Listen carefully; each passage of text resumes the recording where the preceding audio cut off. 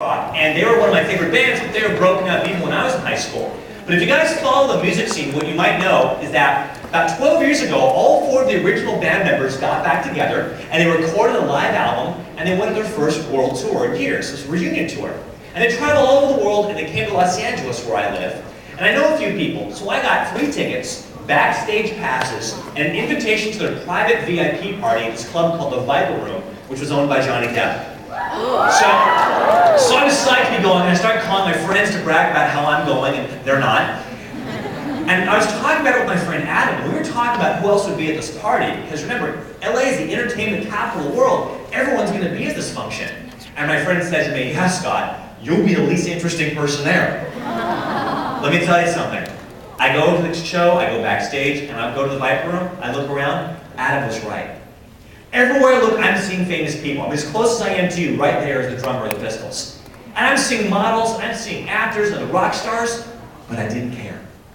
Because I walked into this one room inside the club, sitting on this red velvet couch across the room, was the most beautiful girl I have ever seen. Now last night I told you about that girl Tina from the dance club who thought I was satanic. Very pretty, but nothing compared to this girl with long hair, dark skin, and a smile that was lighting up the room. I'm sure I was staring at her. I must have been like, I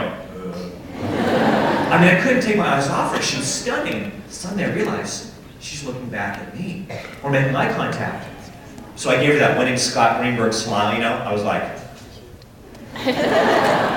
And she looks at me and she goes like this. She's like, totally blows me off. No, it wasn't that big a deal. I mean, it's happened before. But I remember thinking, of course, a girl like that, she would never. Who here has ever had that same feeling? You see some really cool, really cute, and there's no way they'd like you. Raise your hand high if you ever had that feeling. Okay, do you know what's funny about that? When I asked that question, a lot of you were honest and raised your hands, but I swear, somebody like, is anyone else who you are? Okay, yeah, then me too. You wouldn't do it until your friends made that okay. Well, remember that. Something interesting happens. The girl on the couch is sitting next to another girl. Well, that other girl recognized my friend Mako, and she calls out to him, "Hey, Mako!" He sees her and he goes, "Christine!" And he starts walking to say hi to Christine. I'm with him. Well, Christine gets up off the couch, and suddenly I see an empty seat next to the beautiful girl. So I was like, oh yeah. So I swoop in and I meet her, and I gotta tell you, as beautiful as she was 10 times as beautiful a person. I mean, she's warm and friendly and intelligent and funny. She's actually an actress. I've seen her before in commercials. And she was amazing. We probably talked for 45 minutes, and finally Christine comes and tugs on her sleeve and says, "Come on, we gotta go." So she gets up, puts on her purse, getting ready to walk away. So quick, what do? Get those digits, right? But it's easy to sit here and give you advice. Let me tell you something. It's another thing when you're the one having to do it. It is a bit scary. But there's one thing worse than that scary feeling of, oh, should I ask her out? What's worse than that? No. Worse than rejection. Regret. Not doing it and wishing I had. How many of you have ever let an opportunity pass you by before and you regretted it? Okay, well, you know what? I was not going to let it happen again. Not when the stakes were this high. Definitely not with her. She's getting ready to walk away. I'm so nervous, but I got the words out. I look at her and I said, "Hey, you want to go out sometime?" And she looks at me and she says, "Sure. Why don't you give me your number and I'll call you?" Sounds like you know what that means. Okay, if you know what that means, it's because you've either heard that or you've said that. I knew what that meant, and I was so bummed out, but she was so nice about it, I had to play the game, so I just gave her my business card. So she takes it, she walks away. She's got one foot out the door, and then she turns around and she shouts out across the club, "Nice to meet you, Scott. I'll call you on Monday." And she leaves. Okay, now ladies, us guys, we usually won't tell you this, but I'm going to reveal something to you. This is what we do in a situation like this. We analyze your words over and over again. I was pacing around the club going, "Okay, nice to meet you, Scott. I'll call you on Monday." "Nice to meet you, Scott. I'll call you on Monday." She scheduled an appointment. She made a commitment. She could have said goodbye, take it easy, but no, she went out of her way to say, "Nice to meet you, Scott. I'll call you on Monday." Okay, how many of you have ever had a crush on someone and maybe he signed your yearbook, "Love, David," and all of a sudden you're reading it over and over again, That's what I was doing. So Monday morning, I go into my office, I'm in the best mood. There's no way she's gonna call in the morning. She's way too cool for that. But at 12 noon, I started doing something. It's kind of embarrassing, but I'll tell you, at 12 noon, I started talking to my telephone. Not on my telephone, to my telephone. And what do you think I was saying? Ring! I'm saying ring. I'm screaming, begging my phone to ring. Like, come on, ring! Come on, please, ring! I checked for dial tone. I waited all day until 7 p.m. and she didn't call. Tuesday morning, I come in and I check voicemail. There are no messages. I wait all day, nothing. I come in the next day. There are 3 voicemails, but none from her. I wait. You know what, you guys? The girl never called.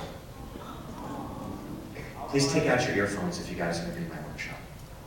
Thank you. Sometimes we take a risk. We put ourselves out there. We go to leadership conferences like this, and we're all pumped up, and we say, yes, I'm going to pursue my goals. I'm going to take a risk. I'm going to cut loose my sandbags. I'm going to go for it. And a lot of time, we fail.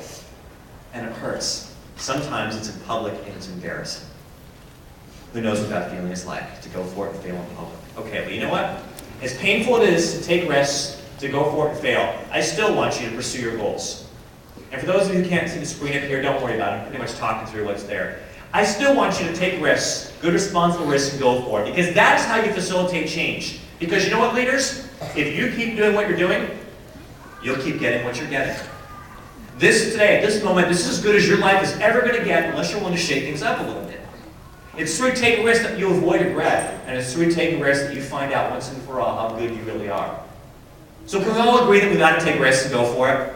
Yeah. All right, so I have a question for you. Most of you raised your hand before and you said you felt regret before. So I want to know, what stops us? What stops people from pursuing their goals, taking risks, doing things they should do? Someone please raise your hand and tell me, why don't we pursue our goals? Why don't we take risks? Yes, sir. Because it could embarrass us. Okay, for fear of embarrassment. Good. Why else in the green tie? Fear of failure. Insecurity. Fear in general. Okay? Yes. Negative thoughts. Everything you guys just mentioned are examples of sandbags. Anything that stops you from doing things you should do is something that's sandbagging. Did you guys understand that analogy last night when I said like hot air balloons, we sandbag ourselves? We get in our own way. Really quick demonstration. Really quick, and do this silently. Would you all please point at me with your index fingers, with your right hand. Your right hand. Shh. Now what I want you to do is this. I want you to take it, put it behind the head of the person on your right. Put it behind their head. Shh. Look up at me. Now wait till I say go, but here's what I want you to do. I know it's kind of crowded, so you're doing your best. Look up at me. When I say go, I want you to see how far you can turn, pointing. How far can you twist? And when you reach your absolute maximum twisting point, notice where you're pointing and memorize that spot. So very quietly, very carefully, twist as far as you can to the right, and notice what you're pointing at. Okay, stop, look back at me. Shh. Look back at me, don't talk. Now everyone close your eyes. And now in your mind, I want you to imagine your body starting to relax, perhaps it's starting to warm up a little bit. Your body's feeling a little bit loose, and I want you to envision your right hand going back up. And your right hand is now behind the head of the person next to you. And imagine yourself twisting and twisting, but you feel really good. The more you twist, the better you're feeling. So you're about to reach that point that you just pointed to, that maximum point, but you're still feeling good, so you're twisting even more, pushing the limits, twisting as far as you possibly can. Get a picture of that. Open your eyes. Point at me. Put your hand behind the person next to you. Begin to twist as far as you can, go past your original point. All right, look back at me. Clap once. Clap twice. By show of hands, how many of you went further the second time? Okay, I here's think what's so. interesting is this. Some of you might attribute that to the power of suggestion, the power of visualization. I don't care why you're able to exceed your limitations. What I'm more concerned about is why you didn't get to the first time. I'm concerned what was holding you back. Was it a lack of commitment? A lack of comfort? Not believing it was possible? Whatever it was, you guys, please understand, it's not just sandbagging in here. It's sandbagging in every area of your life.